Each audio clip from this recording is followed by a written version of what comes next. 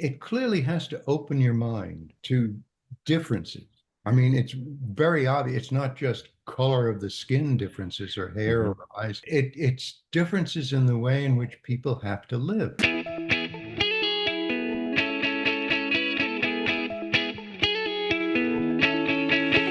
Hello and welcome to Center for Victory's podcast of Your Best Day Yet. At Center for Victory, we're here to help unlock, reinforce, and enrich relationships through personal and professional development. I'm Eric Guy, Chief Victory Officer at the Center for Victory. With me today is a interesting man. I think you'll enjoy his story. We talk about adventure all the time, but Mr. Brian Fabbri, he's a very good economist. If only we knew what continent he was on, wrote the head of training at one of Brian's former firms on his annual review. It was a description that characterized most of his professional life as an economist for several large global banks. He had the privilege of being sent around the world to speak with governments, central banks, and investors about global economic developments and financial markets. As a result, he visited more than 100 companies and discussed global economic affairs with professional people of all backgrounds. Brian was fortunate to be a professional economist during the great globalization era of the last decades of the 20th century and early 21st century. His profession whetted his appetite for travel, which he eagerly indulged in both professionally and privately. Travel led him to see different regions of the world, meet diverse people, and learn their cultures. It was these experiences that inspired him to share this world with his daughter, and that's what we're going to talk about today, especially getting into your book, Brian, Around the World Through a Child's Eyes. And this is, we're going to talk about the traveling he's done with his daughter. Brian told me um, off camera here that his daughter, who is 18 years old, has now two full American passports, totally filled, which is incredible. It had to be an incredible journey and journeys, and we're going to learn more about it. But welcome, Brian. Appreciate you being on today. Thank you very much. It's my pleasure, of course. My daughter received her first passport when she was 6 months old and went to Costa Rica thereafter. That Okay, was that was her first. That was her first trip. travel was Costa Rica. Oh, that's wonderful. What I mean, what I guess you had to travel for work, but what inspired you to not just start traveling, but continuing that traveling throughout your life and pulling your daughter in that and letting her experience all those things as well?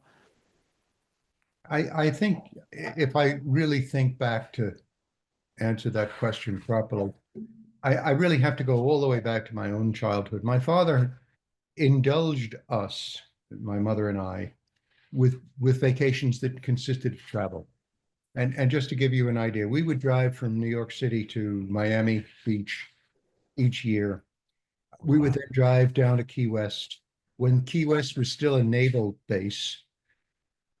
More more impressive for a lot of people, I think. We also drove out to Las Vegas when Las Vegas was what it originally was meant to be, From New York? from New York. And Wow. that wasn't really the thing, okay? The thing was we took Route 66 when it Yes. was really Route 66. Yes. It isn't any longer. And we drove through all of those states and all of those peculiarities, Wow. standing on wooden stoops in Gallup, New Mexico, hailstorms in Oklahoma. I mean, the experiences that we shared driving in the beginning of the night into Hoover Dam is just it's so impressive. It's incredible. And one last point, I mean, I just have to say this one. We drove into Las Vegas, Main Street of Las Vegas at night after leaving Hoover Dam, and tumbleweed was blowing down the center of that street. I can't imagine anybody today remembers seeing that. I did as a boy. Yeah. That's So it fantastic. so it started there. Yeah. And as a boy in school, I read a book called, and it sort of stuck with me. It stuck with me forever. It was a book about travel and it was a simple book, of course, for 3 or 4 for 6 or 7 year old students. And it had pictures of all the major countries with their most iconic kinds of things, pizza, the Leaning Tower of Pisa, and the the all of the things that you could imagine as part of those travels. And it just impressed me. It stayed with me forever. If I Were Going is the name of the book. I don't know whether it exists today. If I were going. And so it just stuck with me. So we always went. And we drove up to Quebec City in Canada. So sometimes we'd go south, sometimes we'd go north, but these vacations were really impressive. I sort of lived from vacation to vacation, to be very honest. And that's what started it. And then, of course, as my career progressed, the financial institutions that I wound up working for basically sent me everywhere. And perhaps it was my desire to go, perhaps it was somewhere built into my subconscious that I wanted to perform in front of all of these very unusual dignitaries and tell them what I thought was going on in financial markets and in the economy. And so it was just, I guess you could say, I honed my own desires through my profession. And then obviously, as I completed my work life, I moved because of my wife, we moved to Singapore. And from Singapore is a wonderful place. First of all, it's brand new, totally new. It's only 60 years old today. So they created it out of, here's the key word, a swamp. Yeah.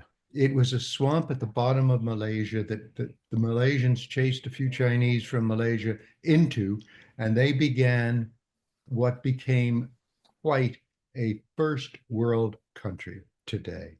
And it was, but they've got the best airport in the world. They've got the best airline in the world, and travel to all of these unusual places from Fuji and Bali and Australia and India and everywhere, China, of course, was relatively simple.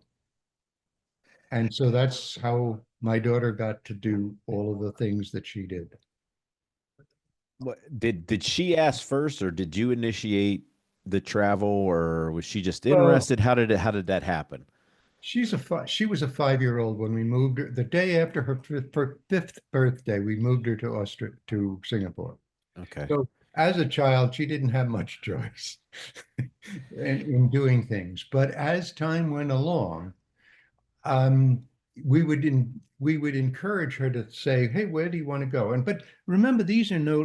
When I grew up, weekend our trips were once a year, naturally. I mean, Hmm. at that time. But when we lived in Singapore, they weren't. They were maybe once a month we would take a longer weekend and travel to some exotic place.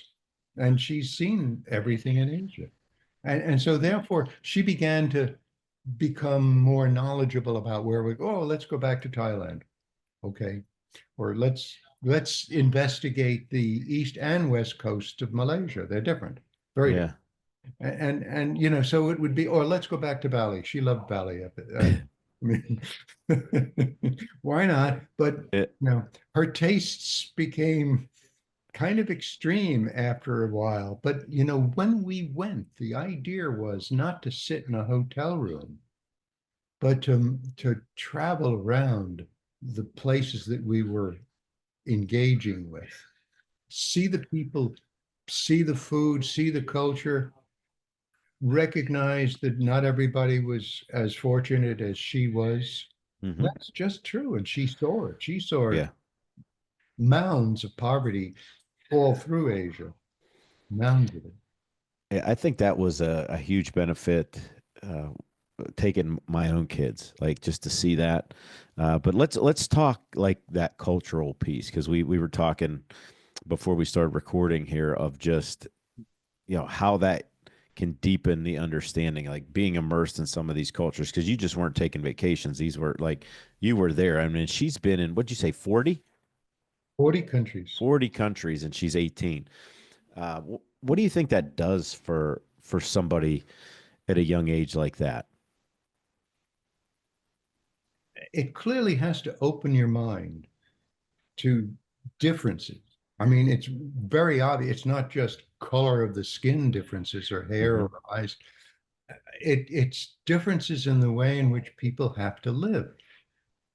And they have to live because in most cases they don't have a choice. We watched families in India living on the street amidst their pets, or if they weren't their pets, they were just animals that happened to be near them, and they Hmm. lived on the street. We went to Cambodia, and we saw people living on this.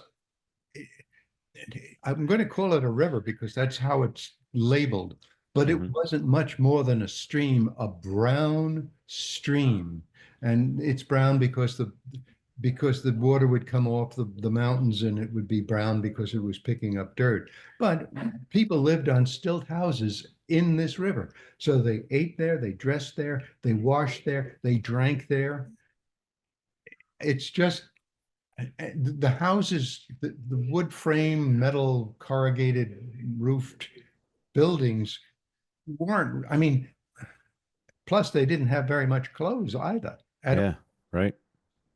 And they were living pretty much open air.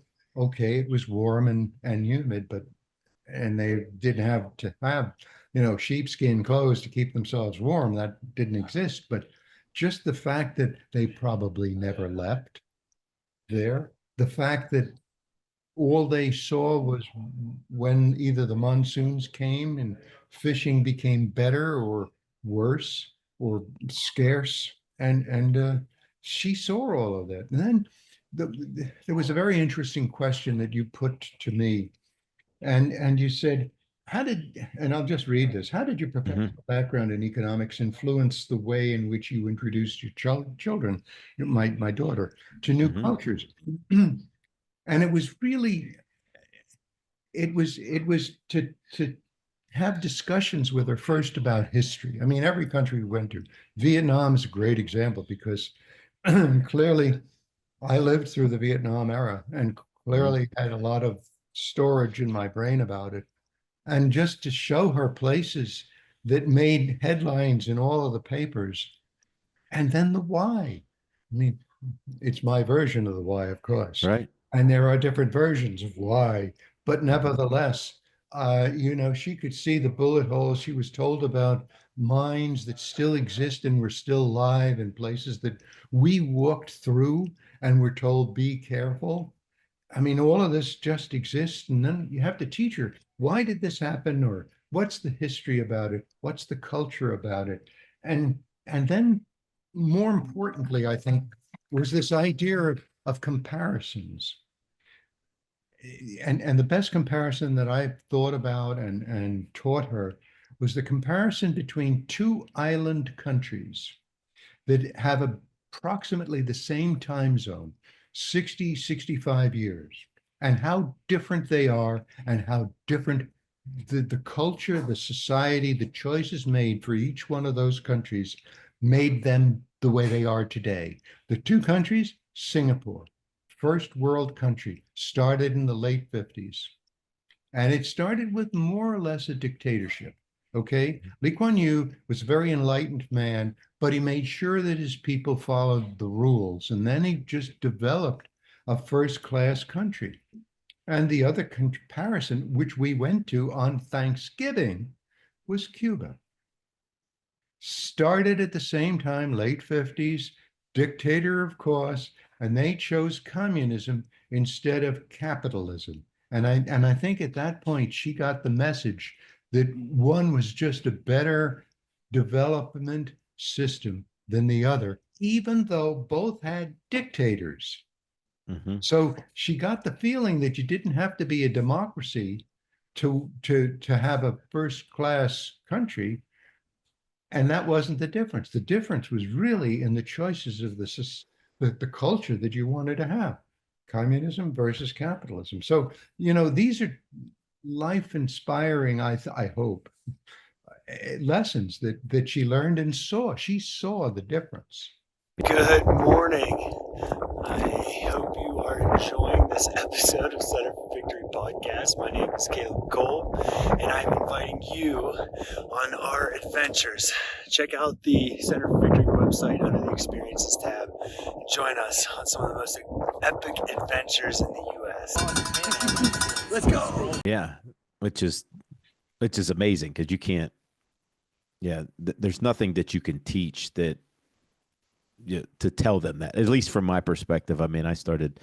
Obviously, mine haven't been to 40 countries yet, but they appreciate that, especially being where we're at. We're kind of tucked in, fairly rural area. There's just not a lot of people that travel, and it was different. Like, and we had to continue to tell them that, especially when they were young. It's like, well, doesn't everybody do that? It's like, no. Like you were saying it before we started recording. Like, there are some people down where you're at now in South Florida that have never left South Florida, and have the means to do so. And never saw snow, which just blew my mind. But Yeah, uh, let me give you one more example of yeah, the two countries, the two systems.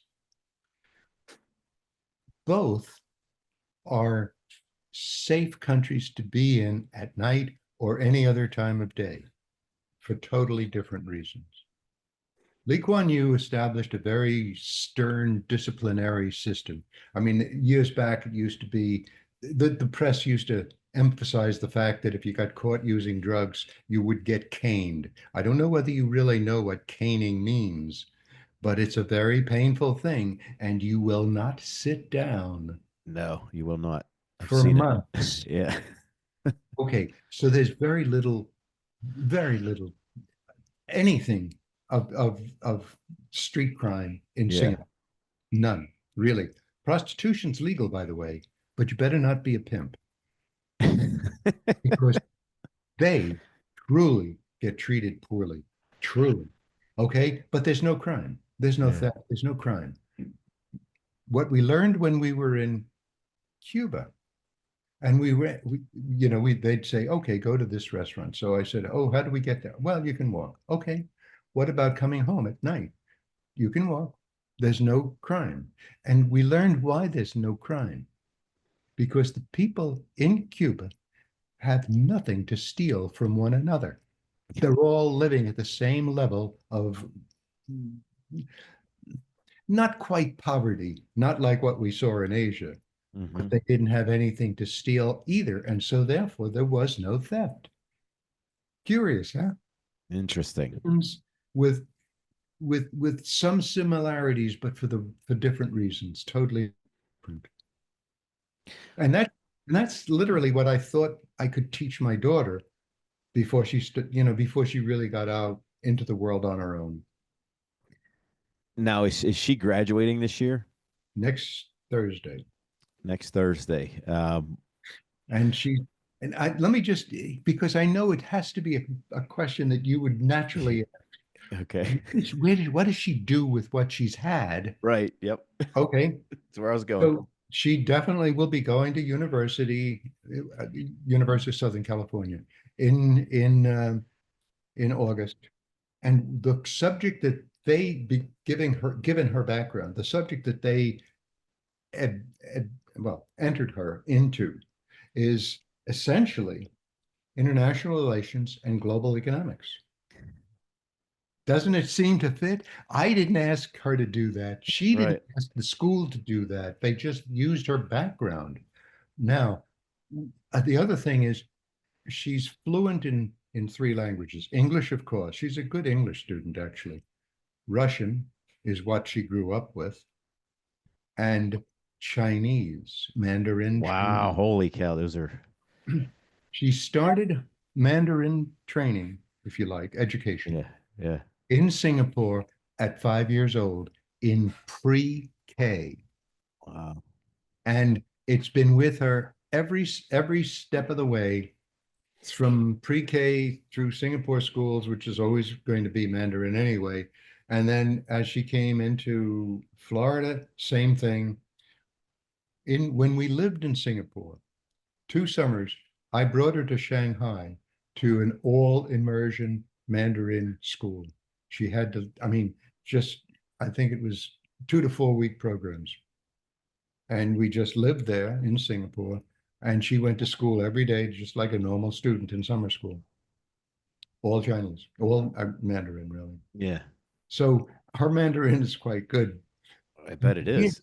Here's the difference between what she learned there and what she ultimately wound up learning here. In Singapore, they taught language from the standpoint of conversation, speaking, listening, and then, of course, culture. In America, they taught her, again, now she's an older student rather than the 5, 6, 7, 8 year old. So when she got to high school, they teach it from the standpoint of reading and writing. Whether they ever speak it or not, I don't know. Those that didn't have her background. And Mhm. and even the tests. So she's obviously been in AP Chinese all along, but naturally, but the tests are the same. It's reading, writing tests. Nobody speaks. They don't know whether she can understand somebody speaking over. I mean, it was so when we were in Shanghai, for example, and I'd say, "What are they talking about?" And she'd tell me, and then the Chinese who were speaking, you speak Chinese. It was the other thing in China, of course, especially in Shanghai. So my daughter is blonde haired, and her eyes were exceptionally blue as a youngster. And many Chinese never saw anybody that looked like that. They begged us for pictures with their kids because they all had, dark hair, dark eyes, and so on. And so they would be taking pictures of my daughter with themselves, Mm-hmm. on this massive boardwalk in Shanghai, just and elsewhere as well. So it was just funny. I mean, so she learned that there are differences, but it didn't matter. The other thing, and I don't know whether it was natural for her or whether it was something that she had to do. But as she went through different countries and different places, she made friends with a variety of different people. Her friends in Singapore were Korean, Japanese, Indonesian, and some Chinese. I mean, just because there weren't many others, Yeah. right? And even when she went to when we lived in Brussels for a while, her friends were French. So she Wow. was, I guess it helped her one way or another. And I couldn't tell you why, but it just helped her that she was able to make friends easily. Yeah. Of course, in high school here, she has 3 or 4 different girls groups. They're different. They don't get along. No, they don't play with one another. They're Yeah. they're separate. And so she'll go to one and then she'll go to another and then a third.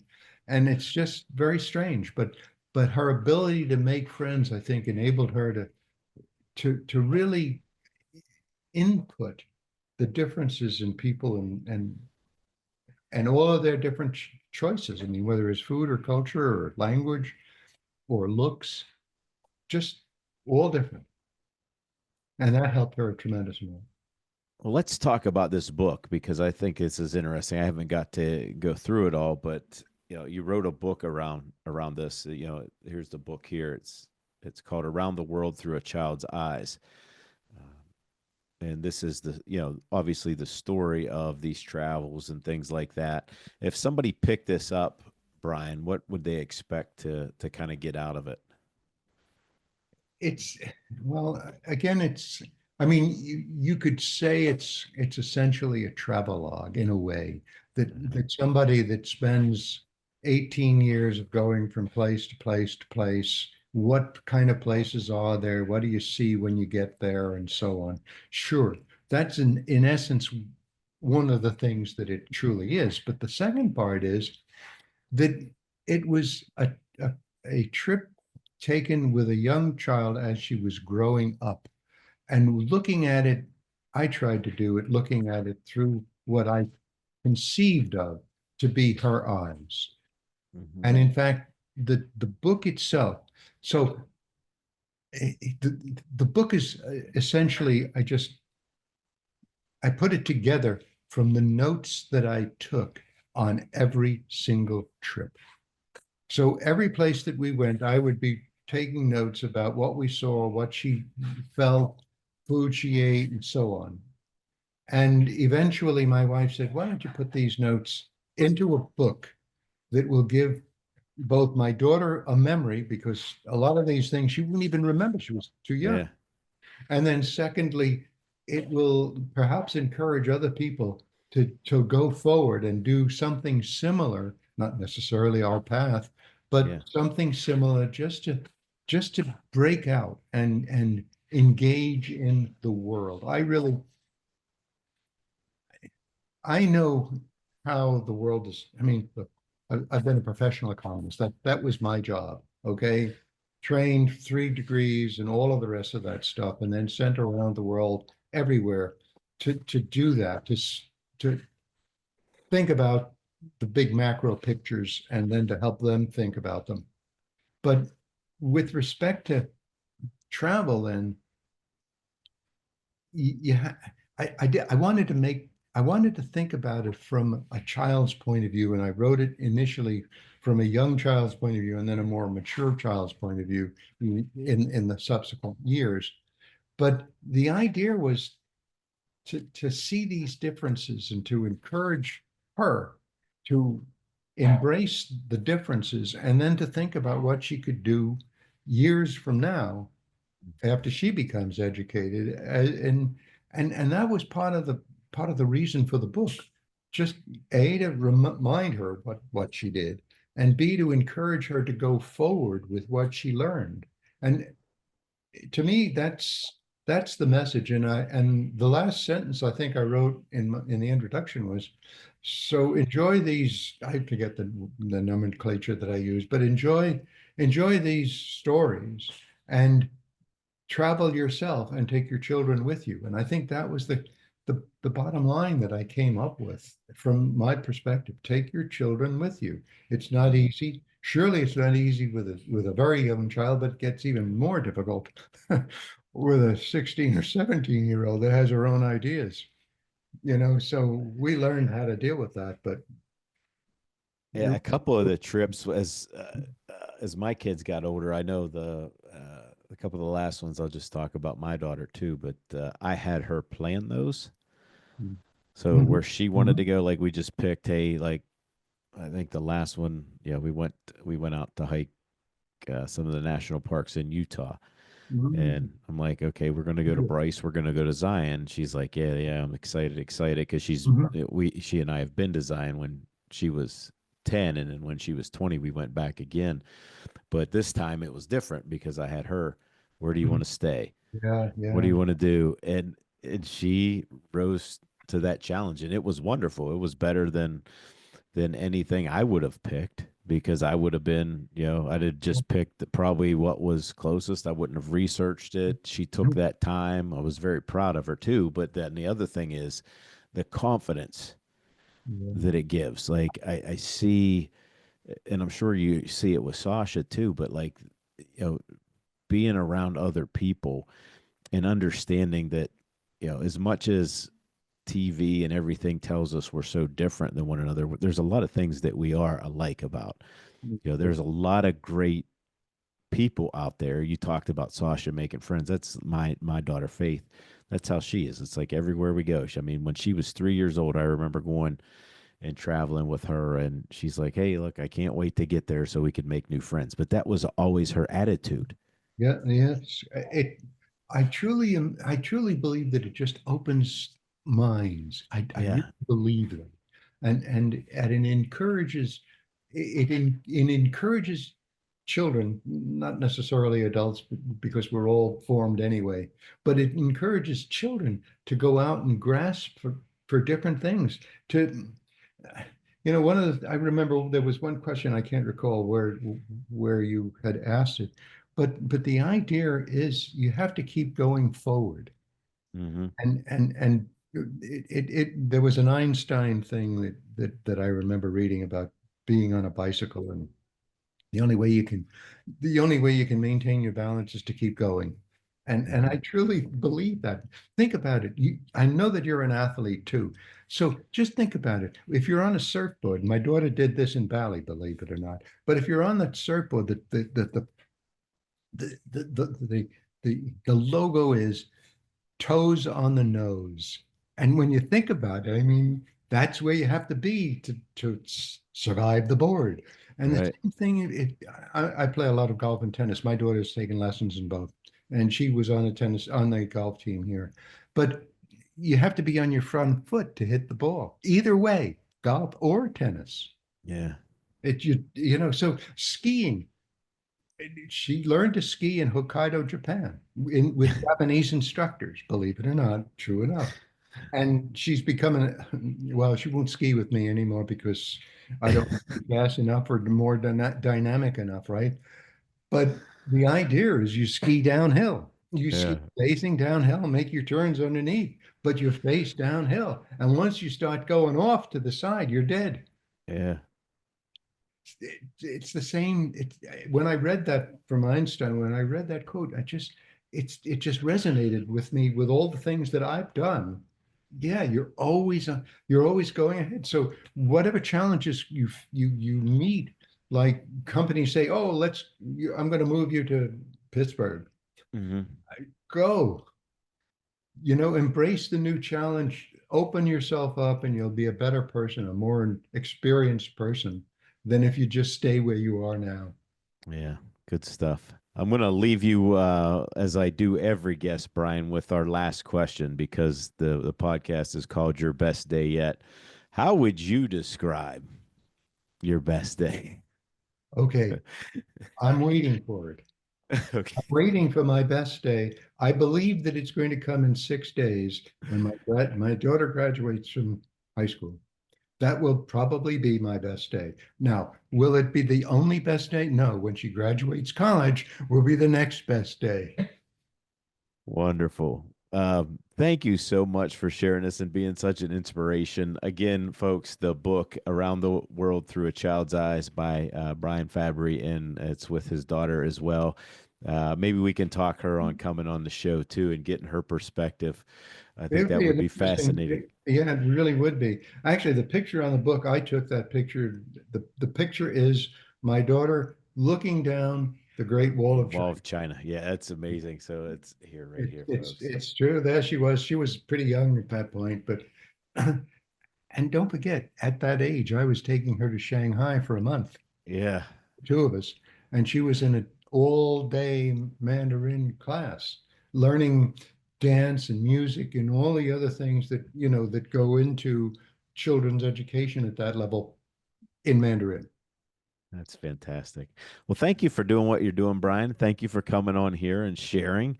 And I hope, Thank you very folks, much. if you're listening, I do hope it inspires you to go out and kind of break the mold of that just normal do this, do that, but really get outside and travel a little bit.